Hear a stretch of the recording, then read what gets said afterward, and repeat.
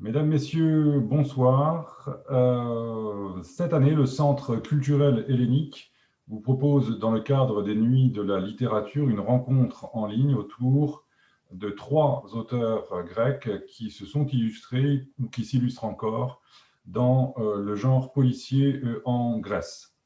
Un livre de Pavlos Nirvanas intitulé Psychico, qui vient d'être réédité en 2021 aux éditions Cambourakis.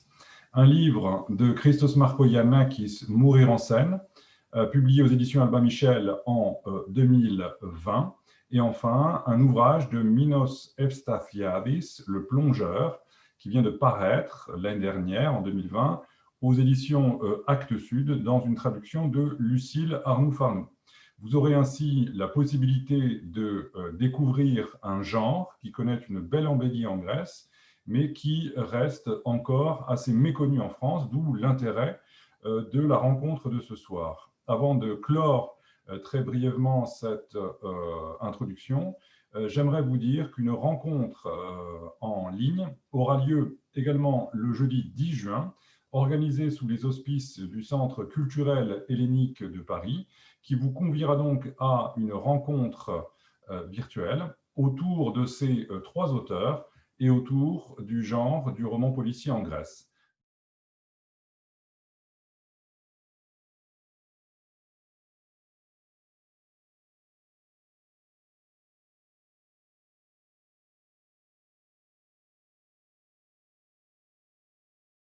En deux mots, psychico n'a aucun rapport dans le roman avec l'adjectif psychique, même si le héros de ce roman, Nikos Molochantris, semble être atteint d'un véritable délire psychique.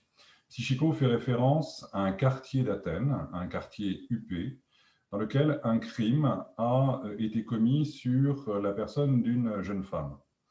La première caractéristique notable de ce crime, c'est que, eh bien, il ne s'agit pas d'un crime crapuleux, puisque de l'argent appartenant à la victime a été retrouvé sur le théâtre du crime.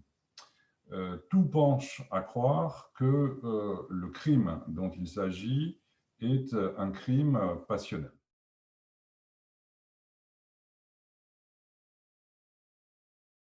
Ce texte, bien que comportant un certain nombre d'éléments policiers, n'est pas à proprement parler, n'est pas stricto sensu un roman policier. Pourquoi cela? Eh bien, tout simplement parce qu'il manque un personnage d'enquêteur et il manque une enquête, en réalité, qui est, comme on sait, l'élément invariant du roman policier.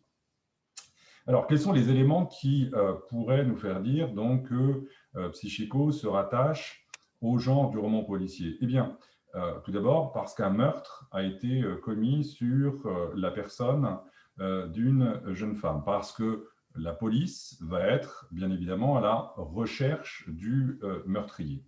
Mais nous, le meurtrier, nous le connaissons, en quelque sorte, ou plus exactement, nous connaissons celui qui endosse sa responsabilité. En réalité, le véritable meurtrier, celui qui a tué la jeune femme, nous ne le connaissons pas. En revanche, tout l'intérêt de ce texte totalement savoureux est que nous connaissons la personne qui endosse la responsabilité de ce crime.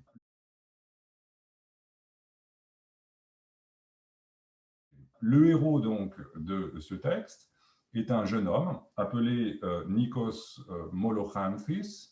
Alors, il faut savoir donc que l'auteur de ce texte était un médecin en fait de la marine grecque, de la marine militaire grecque, et il a embrassé la carrière d'homme de lettres, il a abandonné la carrière de médecin militaire et il s'est tourné vers la littérature. Et c'était un homme extrêmement brillant puisqu'il a fini sa carrière à l'Académie d'Athènes. Et pourquoi est-ce que je vous dis cela? Eh bien, tout simplement parce que Molochantris, eh bien, en grec, le patronyme du héros est en réalité signifiant. En grec, Molochantris désigne la guimauve. Et eh bien, le personnage principal de ce texte est en fait un homme qui n'a absolument pas l'étoffe d'un héros, c'est même un anti-héros, c'est un éternel étudiant en médecine, c'est un homme qui a peur dès qu'il voit le sang couler, et d'ailleurs lorsqu'il assiste à sa première leçon d'anatomie dans un théâtre donc d'anatomie, eh bien, il s'évanouit aussitôt dès qu'il voit le sang couler. Mais ce jeune homme eh bien, rêve d'avoir son quart d'heure de gloire, pour reprendre la formule célèbre d'Andy Warhol, et il ne trouve rien de mieux que d'endosser donc la responsabilité d'un crime qu'il n'a pas commis.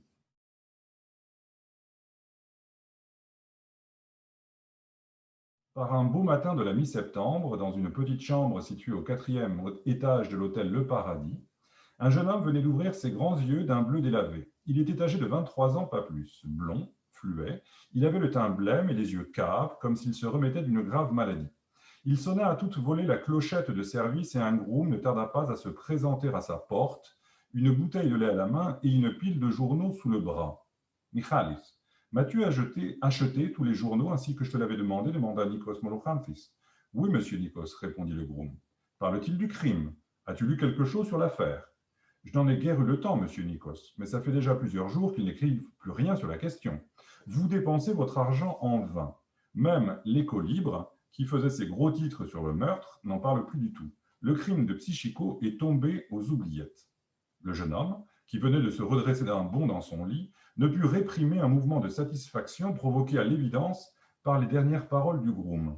Michalis, d'après toi, le crime de Psychico est donc définitivement oublié demanda-t-il. Une affaire chasse l'autre, monsieur Nikos. Celle de Psychico, c'est déjà du passé. Tu penses que la police ne mettra pas la main sur les coupables? Bien sûr que non. Et pourquoi donc, d'après toi? Monsieur Nikos, vous n'avez donc pas lu ce que les journaux ont écrit le premier jour? La police s'est lancée sur la trace des assassins. Attendez, je ne sais pas si je dis ça comme il faut. Ah oui, ils ont aussi écrit l'arrestation des coupables est attendue d'un moment à l'autre. Vous n'avez vraiment pas lu la presse? Sois plus clair et dis-moi ce que tu entends par là. J'entends par là que si on lit une chose pareille dans les journaux, c'est mauvais signe. Ça veut dire que les coupables ont pris la poudre d'escampette et que la police n'est pas prête de leur mettre la main au collet. Dommage pour la victime. Nikos Molochantris se mit à rire. Pourtant, il était difficile de savoir si son accès de bonne humeur était provoqué par la naïveté de Michalis ou par la satisfaction d'entendre que les criminels avaient échappé aux enquêteurs. Monsieur désire autre chose demanda le groom en lui lançant un regard tordre. Non, Michalis, je te remercie. Je vais m'habiller pour sortir. Après avoir jeté un coup d'œil à la presse du jour, sans prêter attention à la moindre information, Nikos prit un vieux journal qui traînait dans un tiroir de sa commode. C'était un exemplaire de l'Écho libre, publié le lendemain du crime. Après avoir épluché de nouveau tous les articles écrits sur l'affaire de Psychico, il rangea le périodique et commença à s'habiller. Il me semble que Michalis a raison, dit-il à voix haute, comme s'il s'adressait à un interlocuteur imaginaire. La police a vraiment perdu la trace des criminels. Une fois vêtu, il ne tarda pas à dialoguer de nouveau avec lui-même, comme cela lui arrivait souvent. Le moment est-il venu ou faut-il attendre encore un peu? Voyons ce qu'en pense Stéphanos.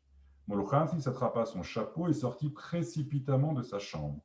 Au même moment, près du buffet de la salle à manger, Michalis et un autre groom tenaient le dialogue suivant. Il ne me plaît pas trop, le jeune homme de la 14. Que veux-tu dire? Donne-moi plutôt ton avis. Tu te souviens s'il était dans sa chambre le soir du crime? Ne me dis pas quand même que ce blanc-bec serait le meurtrier de Psychico. Je ne sais pas s'il est ou non l'assassin. Personnellement, je n'en mettrais, excusez-moi, pas ma tête à couper, mais je le soupçonne d'être mêlé d'une manière ou d'une autre à cette sale affaire. Écoute un peu. Et Michalis rapporta à son collègue la conversation qu'il venait d'avoir avec le jeune homme de la chambre numéro 14.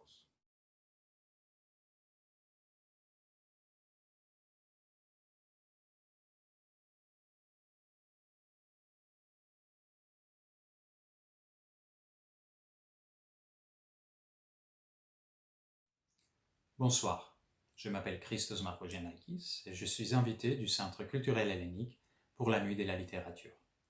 Je vais vous lire un extrait de mon dernier roman policier, Mourir en scène, publié chez Albin Michel et traduit par Loïc Marcoux et Hélène Zervas du grec. J'aime tuer mes victimes dans les premières pages, donc je vais vous lire cet petit extrait de Mourir en scène.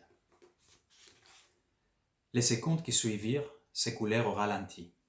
des hurlements résonnaient dans les haut-parleurs et couvraient la chanson qui continuait en playback. Des flammes jaillissaient de la trappe. Le feu léchait le dos du trône, puis les papiers enveloppant le bouquet de fleurs, puis la chevelure. Marcoux écarta violemment les fans qui se trouvaient en travers de sa route pour s'effrayer un chemin jusqu'au canot. Les yeux toujours rivés sur la scène, il vit tomber le bouquet en feu.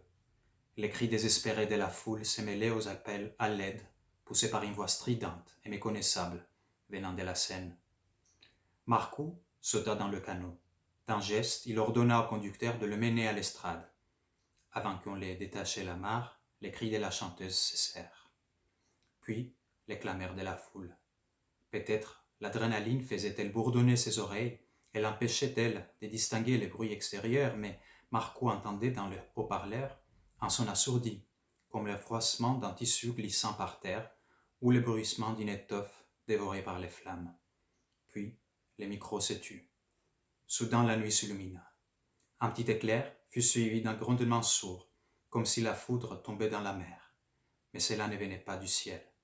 Suivi un second éclair, puis plus fort, et un autre coup de tonnerre, tandis qu'une partie de la scène sautait en l'air, comme un feu d'artifice géant. L'explosion fit place à un silence total, qui s'échangea en lamentation. Marcoux tourna les yeux vers les rivages. Seul au monde, entre les femmes médusées, les agents de sécurité se ruaient dans sa direction. Alors, au milieu du chaos, son regard, comme téléguidé, tomba sur Vera. Elle était à l'endroit où il se trouvait quelques secondes plus tôt et enlaçait la sœur de la chanteuse. Se sentant observée, elle tourna vers lui, son visage blême, déformé par un rictus de désespoir. Ses yeux écarquillés étaient rivés sur lui, pleins d'étonnement. Dans le canot qui tanguait légèrement sous l'effet de la brise marine, Marcoux fut alors envahi par un sentiment inconnu, celui de l'échec absolu.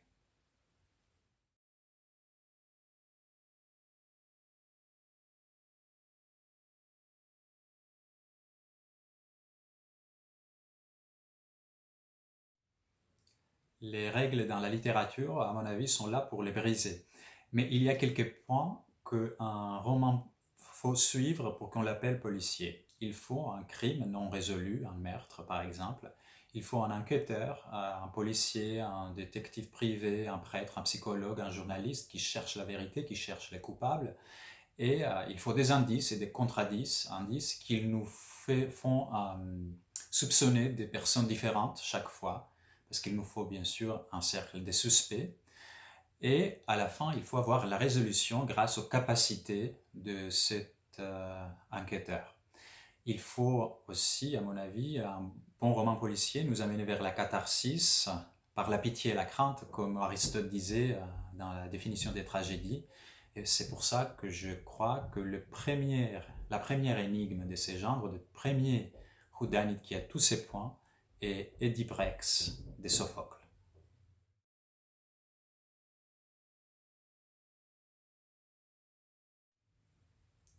J'aime beaucoup les écrivains qu'on appelle classiques dans le genre, de Conan Doyle, Agatha Christie, de P.D. James, Simenon, de Josephine Tey, Dorothy Sayers.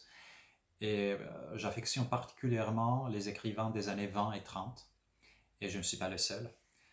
Mon policier récurrent, le capitaine de la police grecque Christophoros Marcoux, les aime beaucoup, comme vous allez entendre dans ce petit extrait du 5e étage de la faculté des droits. Il n'aurait jamais imaginé qu'il se retrouverait un jour à la place d'un de ces détectives que la littérature affectionne, ces héros des polars qui réunissent les suspects d'un meurtre dans la bibliothèque d'une villa des années 20 et leur exposent étape par étape leur vision de l'affaire pour finir par révéler le nom du coupable dans une minutieuse mise en scène.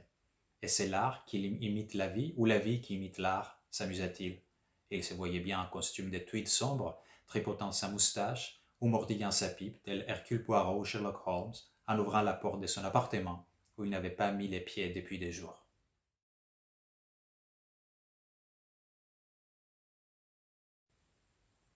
À part les noms des familles grecques, parfois un peu compliqués pour les lecteurs étrangers, c'est bien sûr les lieux, la Grèce, comme la rivière athénienne dans Mourir en Seine, même s'il faut avouer que mes romans policiers ne sont pas des guides touristiques. Le premier même est un presque huis clos dans le département de criminologie d'Athènes. Mais il faut dire que plutôt le roman policier grec est un roman sociétal. Il nous parle de la société grecque pendant la crise, maintenant après la crise, et des relations entre les familles, le système politique, le système et les pratiques de la police. Et j'avoue que parfois cette réalité grecque est un peu surréaliste, comme pense Marcou par exemple dans cet extrait que je vais vous lire en grec. Αν και τόσα χρόνια πια στο σώμα τίποτα δεν θα έπρεπε τον εκπλήσει, είχε βρει τον εαυτό του να αναρωτιέται ξανά πού σταματάει η αστυνομική πραγματικότητα και πού αρχίζει η ελληνική σουρεαλιστική τιάφτη.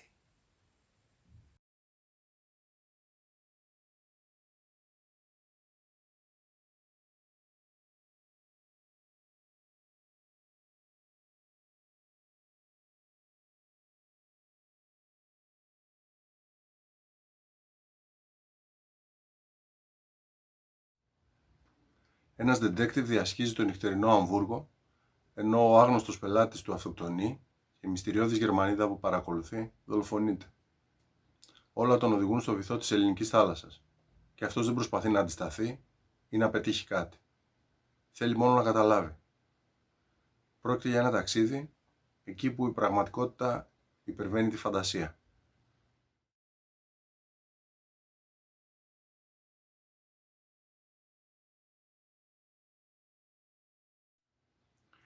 Πήγαινα ακόμα σχολείο όταν άκουσα από τον πατέρα μου μια απίστευτη ιστορία που άρχιζε αλλά και τελείωνε με την ίδια ακριβώς πρόταση. Τις νύχτες δεν μπορούσαμε να κοιμηθούμε από τις κραυγές τους. Κατά τη διάρκεια του Δευτέρου Παγκοσμίου Πολέμου επιτάχθηκε από τους Γερμανούς ένα διόροφο σπίτι για ανακρίσεις κρατουμένων. Στην αρχή δεν ήξερα τι ακριβώς συνέβαινε εκεί μέσα. Ούτε καν να φανταστώ δεν μπορούσα. Σιγά σιγά οι κραυγές έφτασαν στα αυτιά μου και μόνο τότε είδα τη σκηνή. Αν δεν επηρεαστείς συναισθηματικά, νομίζω πως δεν μπορείς να γράψεις. Είναι σαν να μαγειρεύεις χωρίς να έχεις πεινάσει.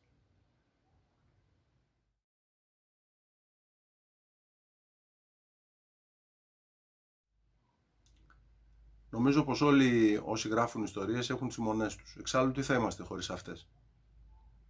Συχνά περιστρέφομαι γύρω από τους ίδιους κύκλους. Η ανάγκη της φυγής, η εκδίκηση ως αντίστοιξη ή ως αναπλήρωση της δικαιοσύνης, το αδιέξοδο του έρωτα, η παραποίηση της ιστορίας, η δίψα για την επανάληψη των ίδιων λαθών. Ίσως το πιο αγαπημένο μου θέμα είναι η ανθρώπινη ήττα.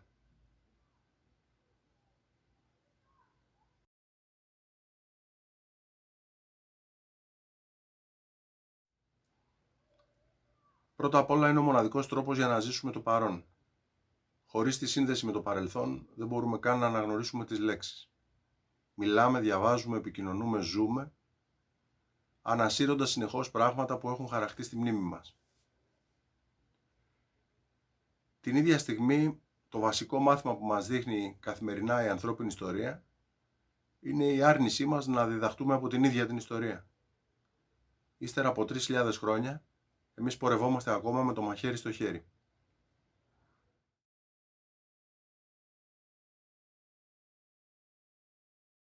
Νομίζω πως στεκόμαστε μπροστά στον τελευταίο κόμβο. Δεν παίζει ρόλο αν θα επιζήσουν άλλες 5 ή 10 γενιές, ο κόμβος θα παραμείνει εκεί, θα είναι ο ίδιος και θα είναι αναλύωτος. Έχουμε καταφέρει να καταστρέψουμε το μεγαλύτερο μέρος του πλανήτη που μας φιλοξενεί.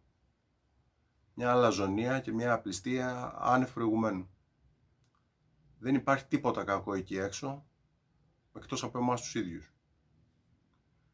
Βλέπω ξανά και ξανά μια εικόνα. Παιδιά πεθαίνουν από τη δίψα, ενώ αυτόματα αρδευτικά συστήματα ποτίζουν ένα τεράστιο γήπεδο του γκολφ. Ξέρω πως πρόκειται για μια απλούστευση, μα τα παιδιά συνεχίζουν να πέφτουν κάτω από τη δίψα. Είμαστε οι επιλογές μας. Είμαστε το γκολφ.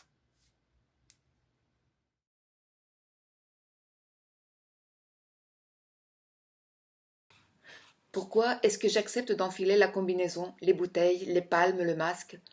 Personne ne m'y oblige. Si je dis que j'ai changé d'avis, je suis sûre qu'Estelios plongera seul. Alors pourquoi est-ce que je continue mes préparatifs? Un plongeur novice dans la nuit, au milieu de nulle part. Est-ce que je veux finalement moi aussi provoquer le destin, ma propre disparition? La peur m'étreint peu à peu. Ma respiration se dérègle. Mes pieds sont déjà dans l'eau. Voilà. Le moment de plonger approche. Décidément, il faut que j'y aille. Les premières secondes s'écoulent dans un froid paralysant. Comme je n'ai pas besoin de nager, toute ma concentration s'épuise à éviter la panique. Lesté des poids qui saignent ma taille, mon corps est entraîné toujours plus bas. Stelios me prend la main et me fait signe. Que veut-il? Que je me calme. Que je commence à respirer normalement. À un moment, je ressens l'envie soudaine de me retourner et de regarder vers la surface, mais je sais que ce serait une énorme erreur. Si je jette ne serait-ce qu'un coup d'œil vers le haut, la panique me submergera. Je respire donc et m'abandonne à la plongée, qui ne semble désormais plus avoir de raison ni début. Je ne sais pas combien dure la descente, sans doute quelques secondes. L'étang cependant s'est effrité et ne me préoccupe plus, il n'existe plus. Stelios s'approche de nouveau. Sa main me montre un anneau métallique qui pend à un câble. Il faut que je me tienne à ça pour rester au même point, pendant que lui il va continuer jusqu'au fond. J'obéis docilement. De toute façon, je n'entends plus mes pensées, je n'entends plus rien. Tandis que je le regarde se perdre vers les profondeurs, la sensation de solitude qui m'envahit semble insoutenable. Pourtant, la rapidité avec laquelle impressions et sentiments se modifient là-dessous est impressionnante. Soudain, je me surprends à tout admirer. Ma lampe frontale ne se contente pas d'ouvrir de trous au milieu d'immenses étendues d'eau noire. La lumière révèle un monde autre, où la lumière elle-même n'est plus nécessaire.